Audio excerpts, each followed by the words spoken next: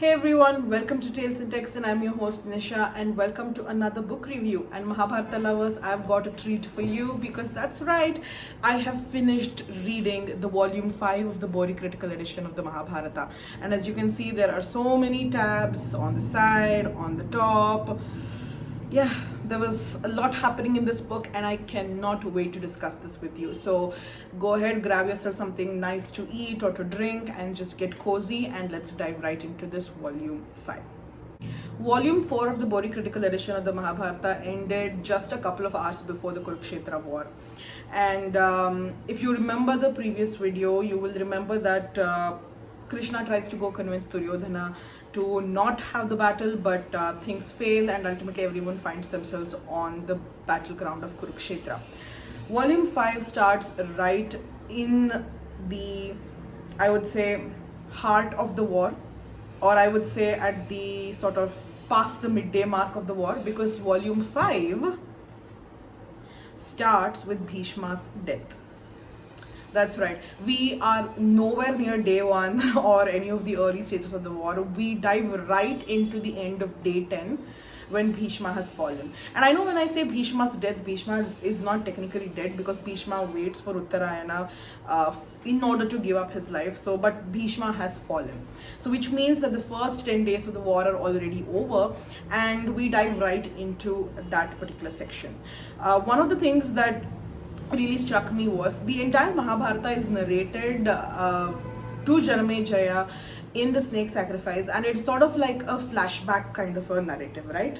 Similarly, the book also takes a flashback sort of narrative where Sanjaya has a flashback and he narrates the incidents of the war long after they have taken place. So we start with the news that Bhishma has fallen and everyone is just really shocked. And then we meet Dhritarashtra, who is just as shocked as we are. And he asks Sanjaya, can you just tell me what's happening from day 1? Can you just tell us what's going on with the battle? How did Bhishma find himself just out of action and completely destroyed and now incapable of leading the army? And then Sanjaya takes us right into day 1, where we start the discussion by understanding the mental frame of mind of all the warriors in both the Kauravas side and the Pandavas side, and then we dive right into the war. Every war has a sort of, or rather every day begins with a similar kind of description and it follows a similar template. So I'm just going to take you through the template that is followed in this book.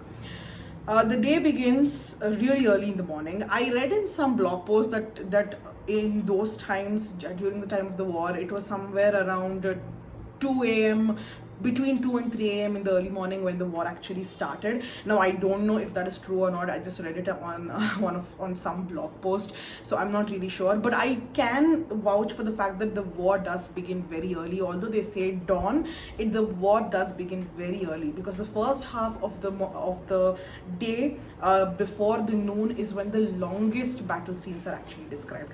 Now every day begins with, like I said, with a particular description, that particular template. We start off with the description of the vyuhas. Now the vyuhas, for people who don't know what it is, it's basically battle formation, the design in which the army is placed in order to have the most maximum impact on the enemy forces. So the vyuhas are first described and the vyuhas themselves are described, what shape they are, and then we are told which warrior is placed in specific parts of the vyuha. So we get to meet all of the major players who are participating in the war and we get to see where exactly they stood along with their armies, with their own respective armies. So first the Kauravas vyuha is described along with the Kaurava positions, then the Pandava vyuhas are described with the Pandava positions. After this, we get to hear the general narrative of the war, which is the experiences and the battles that take place between the infantries, that is the foot soldiers of both sides, the horses, the elephants and the chariots. So this general battle is described without ever focusing on any one particular person. If any main players such as Bhima or Duryodhana are focused, it is during this particular section, it is just told that so and so warrior attacked this large army. It's told kind of like in a general way of a description. After the general description of the war is done, we have the description of the animals. The horses and the elephants, and that's one thing that I have to really laud about this book, is that the horses and the elephants are given a huge, I would say, a huge place in the narrative. We get to hear about what they look like, what their fur and their coat looks like, what color they are, what regions they're from, how they are decorated, their temperaments. Like some animals, some of the animals are just really frightened easily, whereas others are, like for example Bhagadatta's elephant, I think his name is Supratika, if I please correct me if I'm wrong. Bhagadatta's elephant is just really aggressive and just a champion through and through. So we get to understand the personalities of the animals and how the animals fared in battle. And these particular scenes are also really heartbreaking, because you see humans attacking animals, innocent animals that are they wind up in the crossfire because they end up becoming the mounts of the warriors.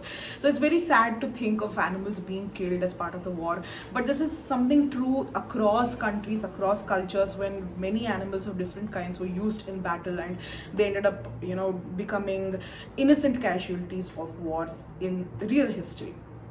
So after this is done, then we start talking about individual battles amongst the important players. So in the first 10 days of the war, Bhishma plays a very prominent role because he is the commander of the army, and so a lot of the battles focus around Bhishma and what Bhishma acts like towards the Pandava army. One of the things that all right, I'm going to talk about the template first. I'm going to finish talking about that, then I'm going to share my observations. After describing every single battle in detail, individual groups of battles, then the description goes towards any of the killings. And that is basically the last part of the war template, where if anybody has been killed, typically those descriptions of wars happen in the second half of the I would say description of the main warriors, where it's either closer to the forenoon or after the afternoon, or closer to the evening, when all these deaths typically tend to take place. It's not in the morning, and it also kind of makes sense because the warriors have just had a good night's sleep and they've woken up and they've rested, they've fed well, and so they have energy. So it kind of makes sense practically as well. But even for the plot narrative, this description does make sense. So after the deaths are described, in some cases we meet the armies after they have retired from battle. So the general rule of war is you start during dawn when the sun rises, and you end the war during dusk when the sun sets.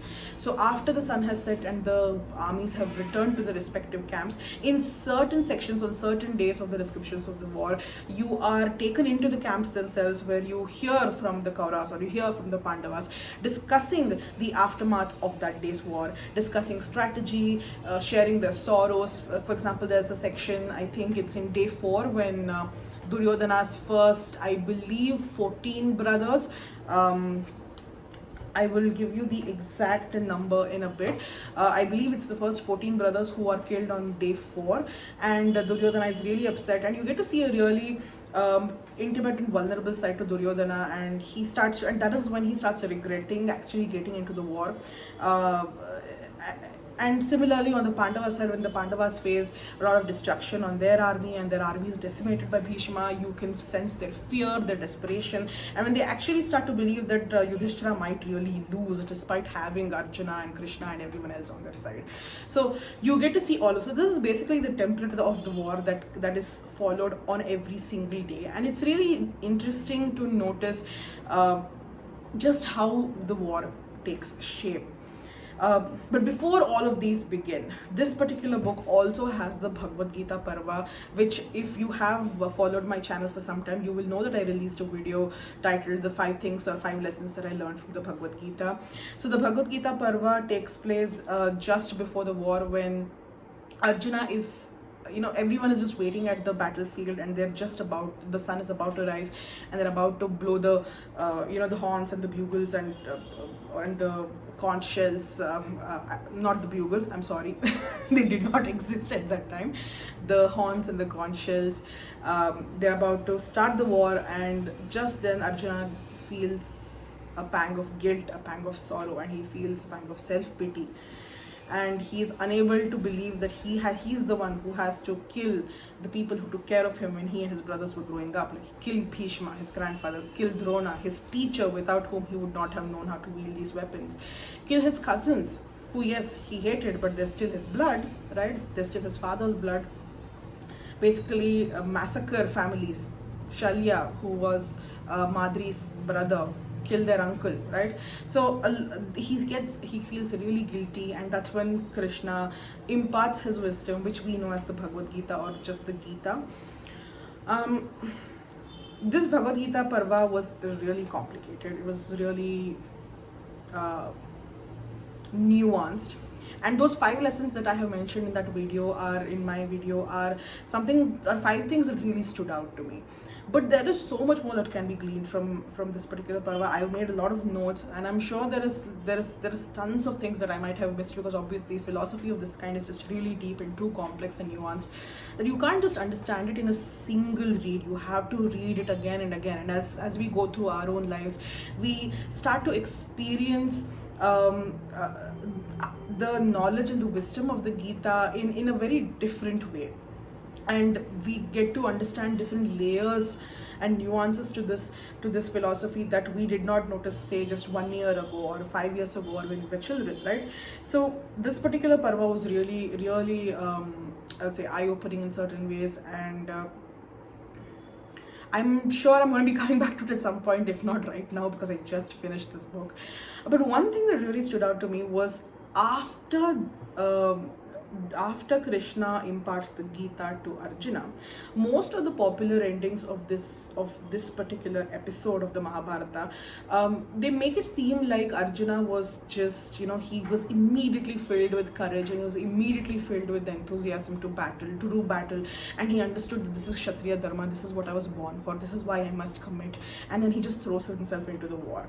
But the reality is that the volume 5, honestly, it is not like that. In this book, you actually see that Arjuna, despite Krishna telling him numerous times that, look, some things just have to be done, and this is, fate versus free will. He explains a lot, and he really encourages him in terms of his role, about how we are pawns in the hands of destiny. Krishna tries his best to kind of pull him out of his lassitude and his self-pity and his guilt, but it doesn't work. The reality, according to the BORI Critical Edition, is that Arjuna just, even till day 10, he just does very half-hearted attempts in battle. Even though he battles against Bhishma and Drona and other important characters in the Kaurava side, he doesn't ever use weapons, or he doesn't ever use strategies that can actually kill them. He does attack the armies, and he does wound his enemies, but he wounds them in a way where he knows that it's not going to really be fatal. And he constantly keeps berating himself that, I can't believe that this is my fate, that I have to kill my grandfather and my teacher to achieve a kingdom. I would rather be in hell rather than do this, until it reaches a point where on day 9, Bhishma is so brutal to the Pandava army that Krishna decides to just kill him himself. And those of you who are familiar with the Mahabharata, you'll know that Krishna has taken a vow not to fight in the war. Rather, he says, you can choose between me and my army, and Duryodhana chooses the Narayana army, whereas Arjuna chooses Krishna, but on the condition that Krishna is only a charioteer and not participating in the battle. But on day 9, things get so brutal that Krishna decides that, I don't care about the promises that I've made, this cannot go on, Bhishma has to die. And then it is only then that Arjuna, feeling once again guilty because he has forced his friend to break a vow, or to almost break a vow, he promises Krishna that I will find a way to kill Bhishma, and tomorrow will be the day that this will happen. And so then Krishna advises the Pandavas to go and meet Bhishma and ask him himself how he can be killed. Because if you remember, and those of you who are familiar with the nuances of the Mahabharata, you'll remember this. When Devavrata will have taken the vow not to ever marry and sire children so that Satyavati's children can get the throne, the gods and the sages are so pleased with his vow that they give him a gift saying that you will live a long life and you will die only when you choose to die, when you choose to give up your life. So no matter what the Pandavas do, it is a fact that Bhishma cannot be killed because his death is in his own hands. So Krishna advises the Pandavas that since this is the case, why don't you just go and ask Bhishma how he can be killed and just use that method. And Bhishma tells Arjuna that you should make sure that Shikhandi's chariot is in front of yours, so that it looks like I am kind of battling Shikhandi, but because Shikhandi was born as Amba, I have promised that I will not raise my weapons against a woman, and then you can kill me when I have dropped my weapons. And that's how things come to pass.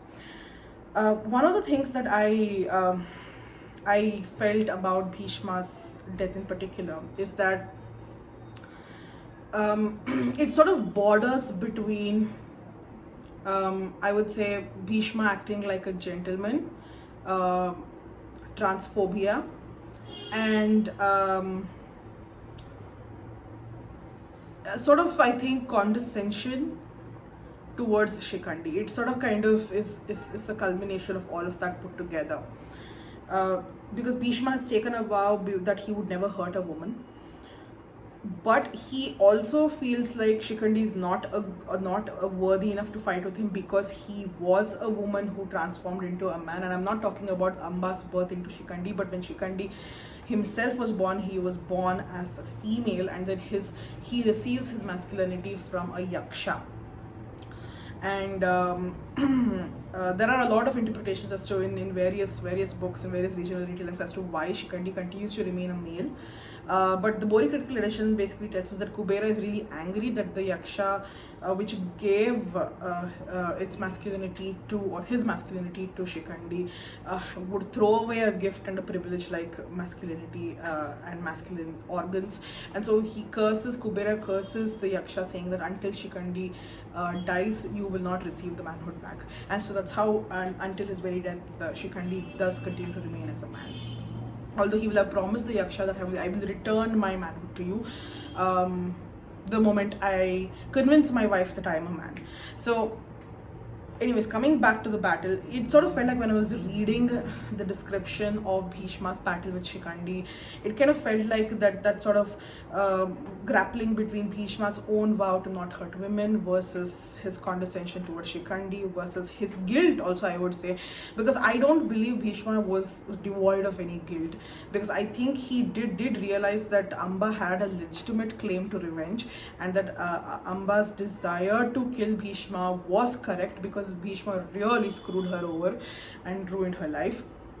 So I think it's the culmination of all of that. But the way it is kind of done, the whole battle where Shikhandi rides out first and Arjuna and Krishna follow him very closely, it just kind of seems very shameful in a way, because Shikhandi doesn't receive the respect that he deserves for being a really powerful and strong warrior. He might not be as good as Arjuna, but he was definitely a very good warrior.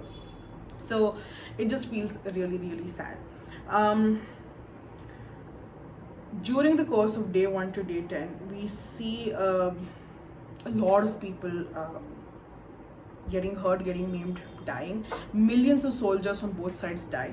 But I did do one thing to kind of keep track of how things are going, which is basically I used this book and I started charting 2 things.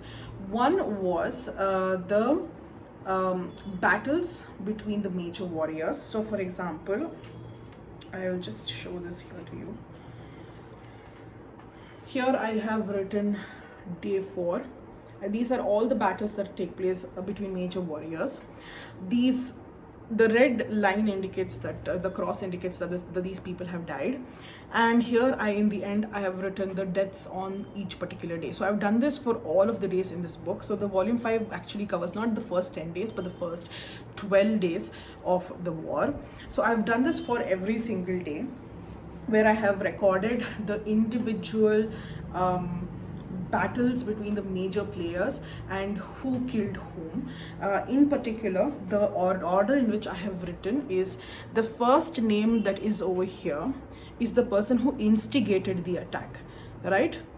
And then the person who I have written here, or the people who I have written here, are the ones who responded to the attack. So the name on the left is the one who instigated the attack, the name on the right is the one which responded to the attack. But after a point, you know, you realize that it's a war. After the first blows have been struck, who is the instigator and who is the responder, it kind of becomes subjective, I would say. So that was one thing that I tracked, the deaths and the battles. The second thing that I have begun tracking is the actual usage of weapons.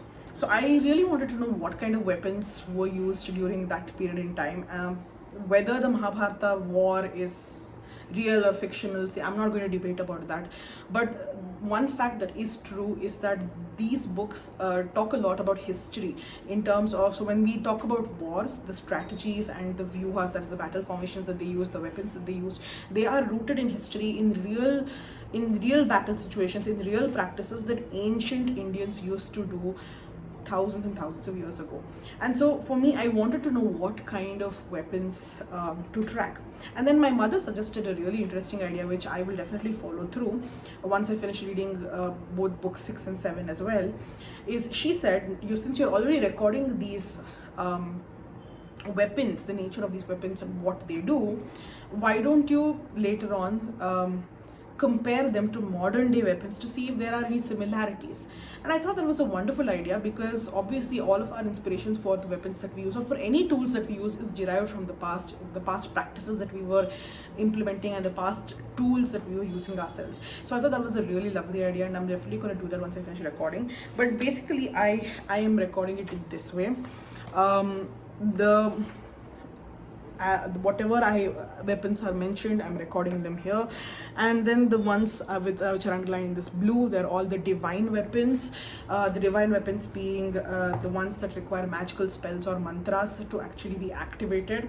So those are the ones that are marked in blue. So I'm recording these two for now, and I've actually found it to be really helpful, because I'm already sensing certain patterns that I actually noticed in this book. So for example, one thing that I realized in terms of weapons is that arrows and any other weapons, such as a sword or anything that can be sort of rubbed against a stone to sharpen them, if they are dipped in oil, they become more fatal. I don't know why. I don't know what kind of oil this is. I don't know if it is some sort of a poisonous oil that kind of, when somebody's struck with it, the poison goes into their body, or is this some oil that kind of makes it more easy for the user to kind of dispatch. I don't know what kind of oil this is, but every description or the most of the descriptions of deaths in this book have taken place because the implement, whether it was an arrow, a javelin, a sword, whatever it is, was first dipped in oil when it was made. So all those people who have kind of received those oil dipped weapons, or rather they have been attacked by them, they have more often than not been killed.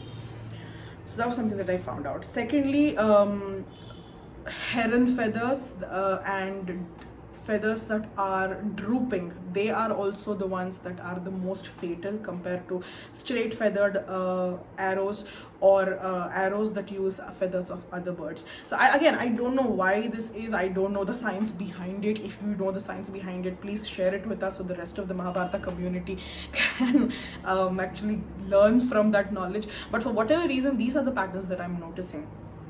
Secondly, one of the things that I noticed is that the closer you go towards the latter half of the book, so the first half of the book is, for the most part, is extremely clear.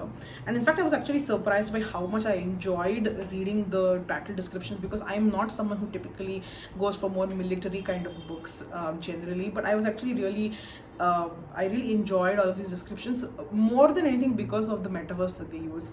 So they liken the warriors to animals, they liken them to mountains, they have such very colorful and descriptive metaphors and similes that are used here.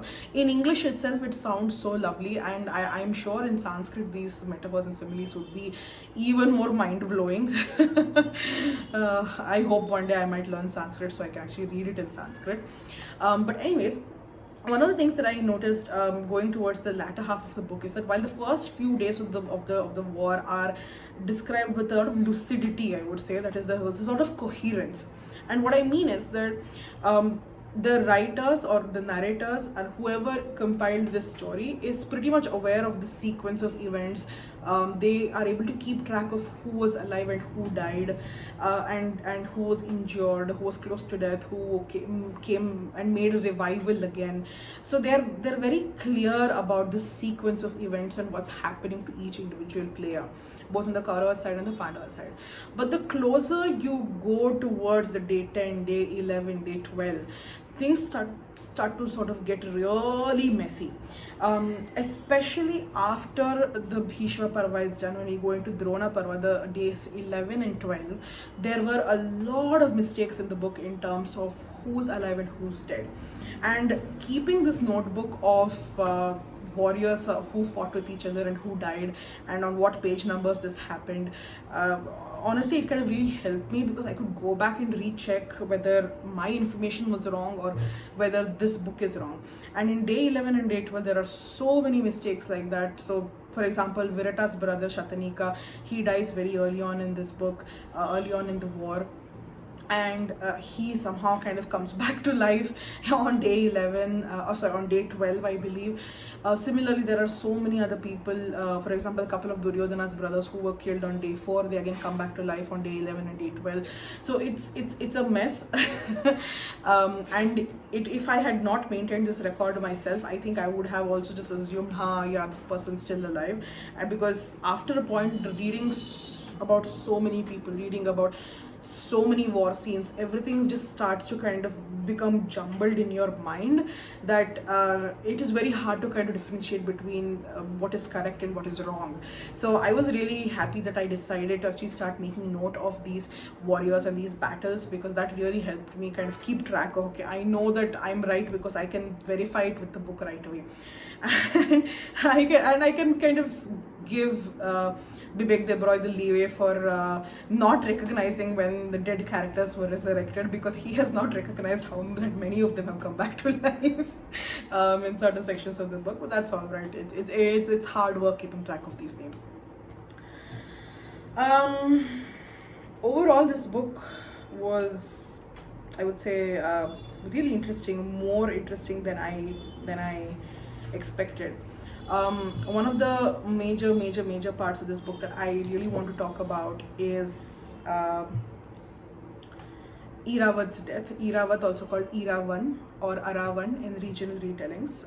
So I'm sure many of you who follow the Mahabharata, who know the Mahabharata, know that there are, of course, different narratives that kind of this starts off. For example, one narrative says that the Pandavas need to make a sacrifice, and therefore they are looking for a man with certain traits, and it's only they find only 3 people like that: Krishna, Arjuna, and Iravan. And they decide that since Krishna and Arjuna are important, they should sacrifice Iravan. And Iravan says that my only request in life, or he feels upset that you called me here only to sacrifice me. So I my only wish is to get married and have a wife who will cry for me and will mourn my death, because I know that once I'm dead and the war starts, none of you will mourn me. So I want someone to marry me. And everyone knows that nobody's going to give a daughter to a man who's going to die in a couple of hours. So Krishna transforms himself into Mohini and he marries Iravan, and then they spend the night together, wedding night together. They have a wedding night, and when Iravan is killed, Mohini's heart breaks and she cries like no other widow has ever cried before. So this is one of the stories that is extremely popular, and in fact I believe that this is the story that actually is I think one of the originating factors of the Aravani tradition. Again, I could be wrong, so please correct me if I'm wrong here. But this story about Iravan is a very queer friendly and queer positive story. And one of the things that I really love about this particular narrative is that it shows Krishna, the god, and because in throughout the Mahabharata, yes, Krishna does act as a mortal, as a man, but his choosing the Pandavas indicates this god's favor is with the Pandavas. So we have God, we have Krishna here, who is negating and looking or moving away from the human created gender stereotypes, human created gender notions, and Krishna is embracing love in all of its forms. Krishna is embracing sexuality in all of its forms. So and to Krishna at this particular stage, it doesn't matter what the external body looks like. It is what the soul is more important. The inner light, or the core of that person is more important than what their body looks like and what appendages they have, right? So to me, this particular narrative was so powerful, and I have always loved this story. And you will not imagine the level of shock and disappointment that I faced when I found out that this story does not exist in the BORI Critical Edition of the Mahabharata. Iravan, who is called Iravat in this BORI Critical Edition of the Mahabharata, he is shown as to be the son of Kulupi. He comes to the war and he starts fighting, and just one day when he is in the midst of fighting, he is killed, and there is no before, no after, no transformation into Mohini, nothing. So none of those things actually happen, and yeah, it's just like any other warrior. Arjuna does feel extremely upset because he's the first of the Pandavas' children to be killed in battle by the Kauravas, and he's extremely upset and he's very sad. But beyond that, there is no other mention to the queer narrative or to the inclusivity that the other story, the other narrative has. So for me, that was a real shocker and a real disappointment, because this other story, this very queer friendly story, is so popular amongst various retellings and various traditions that I honestly believed this would be there here in this particular book, especially because we already have in volume 5, we find out why or how Shikhandi transformed from a female to male. So that's a female to male transition, that is a gender transition, official gender transition that takes place, and it is handled with a lot of pro-transition, pro-queer, pro-LGBTQ kind of a lens. When we're describing Shikhandi's narrative itself, yes, there are other people like Bhishma or other people who consider that. Actually, I wouldn't say like apart from Bhishma, there are not a lot of people who are actually kind of transphobic, because the Pandavas, for example, accept Shikhandi wholeheartedly as a man. So it's like they acknowledge that that Shikhandi is now a man and he's an important member and valued member of our force. It is only Bhishma who refuses to do this. It's kind of like, in the queer community where you have a dead name, basically a name which you do not any longer identify with, and you don't want people to kind of keep referring to you by that, but you want people to refer to you by your chosen name and your chosen pronoun, what you identify with. And Bhishma just refuses to do that. He continues to call Shikhandi by his dead name, or rather I would say in this case the previous life name, which is Amba, and just kind of refuses to give Shikhandi the space and the kind of the acknowledgement that yes, you're a warrior, you're a man. So it's kind of very demeaning. But for the most part, Shikhandi's narrative, Shikhandi's story is told in a very positive, queer positive lens, I would say. And seeing this, I had actually anticipated Iravat's story to also be queer positive and to include the narrative, but it didn't, so I was actually really upset. So yeah, the first 10 days of the war, really interesting. One of the things that you do notice is Bhishma's internal dilemma, generally with regards to his role between the Kauravas and the Pandavas. So Bhishma, for example, we know Bhishma's history in terms of why he made the vow that he did, because technically the kingdom should have come to him at his line if things had gone according to normal. But we are aware, and we meet Bhishma as this protector of Hastinapura and the Kuru lineage, as the guardian, as the guide, as the moral I would say root and core of the Kaurava lineage. So we see that he does whatever he does is in service of the Kuru lineage that he is born to serve, right? So he does everything in the service of his family. But during the course of the war, we see that Bhishma, right at the first, on just before the war starts, he tells Duryodhana, look, I'm going to defeat the Pandavas by destroying their army, but those 5 boys, they are my grandsons too, just like you are, so I will not hurt a hair on their head, so don't expect me to kill them. So Duryodhana is aware of this particular thing, a particular caveat that Bhishma places, and initially he agrees, but as the days go on and the Pandavas start to make a lot of headway, Duryodhana multiple times he accuses Bhishma of throwing the war and of favoring the Pandavas and of hating him and of having evil designs on him and his father, and basically insults him in a lot of ways, which is actually really sad and really demeaning. And you can actually feel Bhishma's pain, because he's done, like I said, everything in service of the family, and here is his grandson telling him that you didn't do anything for us, you are too selfish, you love them more than me. And it sort of feels like you're throwing mud on or garbage on the face of someone who's given everything up for you. So you can actually feel that sadness in this book, and you also feel for Bhishma. No matter what flaws he has, he's once again a victim of circumstances and a victim of his own stubbornness, I would say, because that's what landed him in a lot of trouble, right?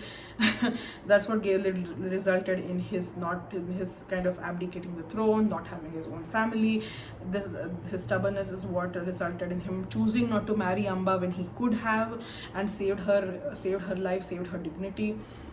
And his own stubbornness is what made his death also seem so shameful in a way. So you see this kind of really emotional dilemma, emotionally heavy kind of narrative between the Kauravas and the Pandavas, especially when it comes to Bhishma's role.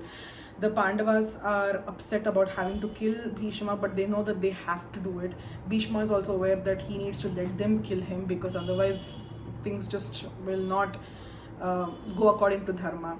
So you see a lot of emotional jugglery that kind of happens over here. Duryodhana himself, I would say that Duryodhana is not really like how popular narratives paint him as to be this evil tyrant. He's not really like that. He's really a very caring man. He cares about his army, even when his foot soldiers and other lower ranking army members are in trouble, he himself voluntarily goes to save them. Whereas on the other hand, what you see with Yudhishthira is that Yudhishthira for the most part is only concentrating on remaining safe. He lets other people in his army, such as his other brothers and his other allies from the Panchala and the Srinjaya forces, he lets them take the stance of fighting with the Kaurava army, but Yudhishthira himself tries to keep safe. His goal is not to be captured, not to be killed, that's it. So he doesn't really have an active role in war except for some occasional instances, which is very rare. Whereas Duryodhana, he is like on point. If anybody needs him in his army, he goes marching right ahead to them. Even if it is the lowliest foot soldiers who need his help and who call for his help, he immediately rushes to them and he helps them and he protects them. Whereas Yudhishthira never does that. So you actually see, when the war is being described, you see that Duryodhana is a better leader and a more competent leader and a better commander, and just as a whole, I would say, technically since he's not the commander, but just a better king in terms of protecting his army. Whereas with the Pandavas, it's more like they're all more vested with their own fulfilling their own vows. For example, Bhima vows to kill all of the Kaurava brothers, and I believe it is Nakula or Sahadeva, one of them, who vows to kill Shakuni. Arjuna promises to do something. So there's a lot of it's always kind of like more, I would say, centered around their own personal narratives. So while for example, Arjuna never refuses a battle, and he goes and fights with people, and while he goes and helps his brothers and his brothers-in-law and his friends, you don't see Arjuna or any of the Pandavas actually going out of their way to help the lowly soldiers or low-ranking soldiers, unless of course they are being attacked by some major player whose death will benefit them. Like, for example, Bhagadatta, on day 12, Bhagadatta is just decimating the war on his massive elephant, and Bhima comes to fight with him. Bhima and Arjuna come to fight with him only because they realize that Bhagadatta has to die, otherwise these five can't actually win no matter what. But it doesn't stem from that feeling of, hey, these are my people, this is my army, I need to keep them safe. Whereas with Duryodhana, constantly through the days of the war, no matter what his flaws are, no matter how greedy he might appear, no matter how much he goads Bhishma and he insults Bhishma, no matter how much trickery he kind of he resorts to, in the form of, for example, on day 12 he gets the Samshaptakas to promise that, you know, we will kill Arjuna or we'll die trying, and so basically they can to distract Arjuna so that Drona can capture Yudhishthira. So despite all of that, you see that Duryodhana is actually a much better leader for the army because he genuinely cares for his army people, right? So this book is really just like, was just kind of very topsy-turvy, I would say. It makes you switch loyalties like this. There's no one single point where you feel like I must always side with the Pandavas because that's the right thing to do, or that's where Krishna is. There are a lot of things that happen on the Kaurava side as well which make you feel like the Kauravas are better. They are justified, and at least for what they're doing in battle, they deserve to win right now. So this book was actually really interesting. So day 10, Bhishma falls. After that, Drona is made the commander. Karna comes into the battle only from day 11 onwards, and he first asks Bhishma's permission that, can you please let me fight? I don't know why you hate me all these years, but I want to fight, and because I believe in the cause of my friend. And Bhishma reveals that Krishna has told him of Karna's birth and his lineage, and he says that I didn't support you because I knew that if I supported you would continue to support Duryodhana, and for some strange reason you had an unnatural hatred towards Arjuna, which I did not want to encourage because he's your brother, and I didn't want you to feel bad for killing your younger brother later. So Karna's, he finally understands why Bhishma was against him all these years, and he, in a weird, twisted way, it kind of does make sense. Different perspectives, right? So then he gets the permission from Bhishma to fight, and Karna tells Duryodhana, you should make Drona the commander of the army because he is the one who has the most knowledge about weapons and about fighting, and he will lead us to victory. And he decides to take an active role as well in the army. And day 11, not a lot happens except for the massacre of a lot of Panchala warriors, not any major players, some kind of minor players. But day 12, like I said, the Samshaptakas, the warriors who promise that they will die trying to kill Arjuna, they try to get Arjuna away from Yudhishthira so that Drona has an option to capture Yudhishthira. And the decision to capture Yudhishthira is done by Duryodhana because he knows that there might be a situation where if they kill Yudhishthira, the other four brothers might still continue to take revenge on the Kauravas, and they might not actually stop the war. So they decided that they would capture Yudhishthira and they would force them to undergo another game of dice where they would make him lose, and then they would permanently have him forfeit his rights to the kingdom.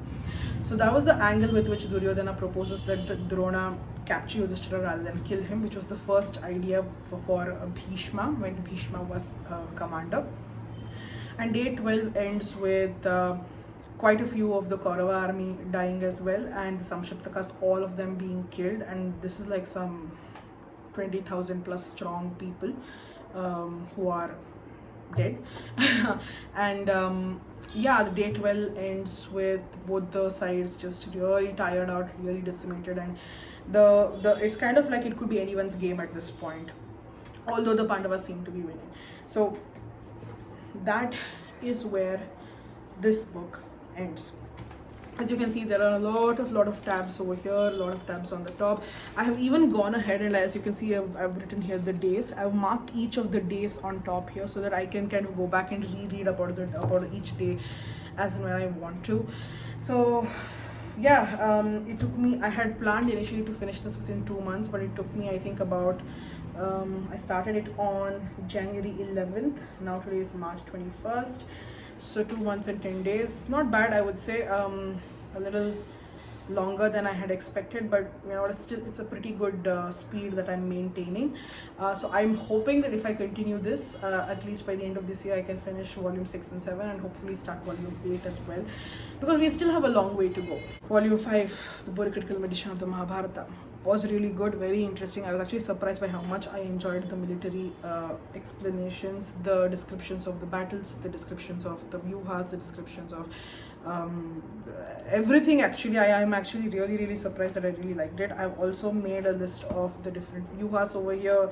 I've listed the different standards of each of the warriors, the kind of weapons that they're using. So it's I've done quite a bit of note taking here, not as much as I did in volume 3. If you'll remember the Tirtha Yatra Parva, that note was, those notes were a lot. But it's going good. Volume 6, from day 13 onwards this is, and I can't wait to read it. So after volume 6 is volume 7, which is the final volume of the war, and volume 8, 9 and 10 I believe is not just about what happens to the Pandavas after the war, but I think there's a large chunk of philosophy, because like we remember that Bhishma is still alive and he needs to discharge a few final duties to get Yudhishthira ready to ascend the throne. So lots of things that are going to happen. Yeah, as of today, not just me, but even those of you who have been following this series with me, we have finished 50% of the Mahabharata Critical Edition. So congratulations to you. Congratulations to you, and thank you so much for being part of my journey. Honestly, it is also the knowing that there are people who are there, who want to know about this book, who want to hear my review, and who are waiting for me to review this book. It's one of those major motivators for me to actually read these books every single day and to commit to those timelines, because otherwise it's very easy to hit a reading wall and to just slack off. So thank you so much for motivating me, and thank you so much for being a part of my journey this long. We are halfway done. We are up on that hill. Now we just have halfway to go, and we will do it. Hopefully in the 1.5 to 2 years, we should be done with the BORI Critical Edition of the Mahabharata.